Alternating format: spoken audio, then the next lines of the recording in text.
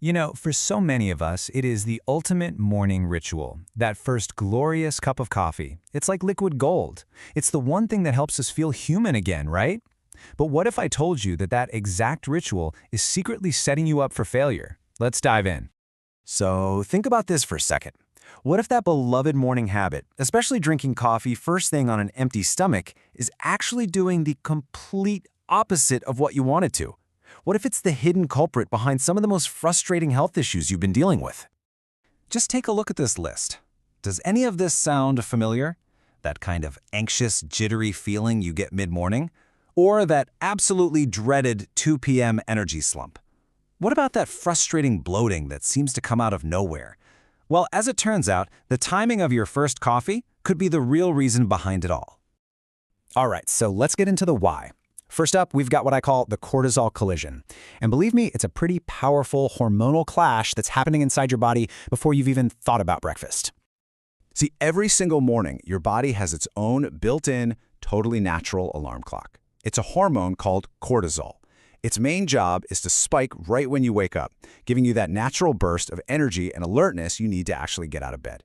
Your body is already designed to wake you up. No coffee needed for that part. Now, this is where it gets really interesting. Look at what happens when we add caffeine to that morning equation. Pouring coffee into your system right at that natural cortisol peak, it's literally like pouring gasoline on a fire. You're not just waking up anymore, you're sending your body's stress response completely through the roof. And that hormonal collision basically flips the switch on your body's fight or flight mode. So instead of having a nice, calm, productive start to the day, you get that feeling of being on edge, anxious, or just plain jittery. That right there is the caffeine-cortisol collision in action. And this is a huge one, especially if you're over 40. When you chronically spike your cortisol like this, morning after morning, it sends a constant signal to your body to store fat. And where does it store it? Yep, right around the midsection.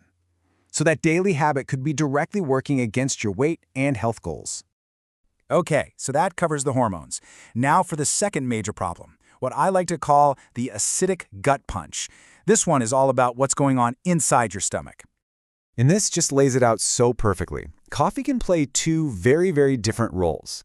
See, coffee is acidic, which is actually a good thing when you have food in your stomach. It helps stimulate stomach acid to digest your meal. But when there's no food in there, all that extra acid has absolutely nothing to work on, so it just starts irritating the sensitive lining of your stomach. And the results of that daily acid bath are, well, pretty predictable and definitely uncomfortable. This kind of environment leads directly to things like bloating, indigestion, and acid reflux. And if you keep it up over time, this daily habit can contribute to some much more lasting gut damage. And finally, let's talk about the energy roller coaster. It's ironic, isn't it? We drink coffee for energy, but that first cup on an empty stomach might be the very thing that's setting you up for that awful afternoon crash. This timeline really breaks it down. Drinking coffee first thing can actually mess with how your body responds to sugar. So, later on, when you finally do eat breakfast, your blood sugar spikes way higher than it normally would.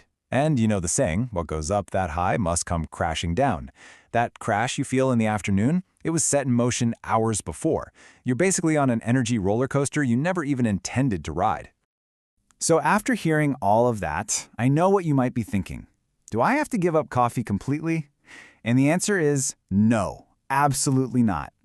The solution is actually incredibly simple, and it's all about one little thing: timing.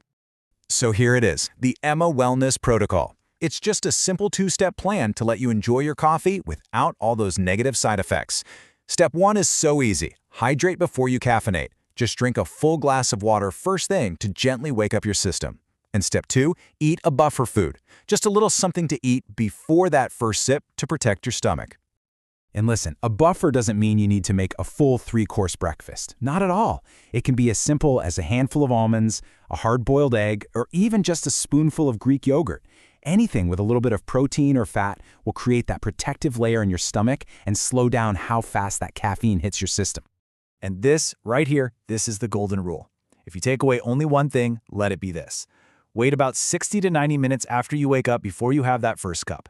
Let your body's natural cortisol do its job first, then you can enjoy your coffee as a nice, gentle boost, not a stressful jolt to your system.